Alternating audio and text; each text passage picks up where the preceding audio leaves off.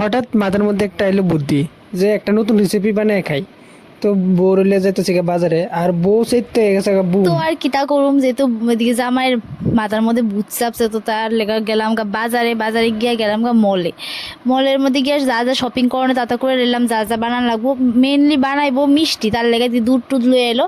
এদিকে দুধের প্যাকেট দাঁত দিয়েছি এলেতেছে, মানে এত উৎসাহ এটার প্রতি। তার লেগে বাটির মধ্যে লয়ে এলো দুধের গুঁড়া। তো এদিকে লয়ে এলো ঘি।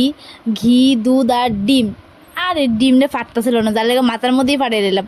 এরপর লয়ে এসে মাইখা লইতেছিল ভালো করে, কচলায়া কচলায়া মাইখা। তারপর কড়াইয়া বয়ে দিলাম, কড়াইয়ের মধ্যে দিয়ে দিলাম জল। এদিকে দুধ বানানো লাগবো, তো তার লেগে গুঁড়া দুধ দিয়ে বানিয়ে দিলাম। আর তারপর দিকে দিয়ে দিলাম গুঁড়ার দুধ। তারপর দিয়ে দিলাম চিনি। তারপরে এই মিষ্টির যে ডোরা বানাইলো, এটা বানাইলো গুল্লু গুল্লু করে মিষ্টির শেপ বা গুল্লু বানাই দিল। তারপরে সবটি গুল্লু রেডি হয়ে গেল। রেডি হওয়ার পরে দিয়ে দিলাম কড়াইয়ের মধ্যে এই সবটি।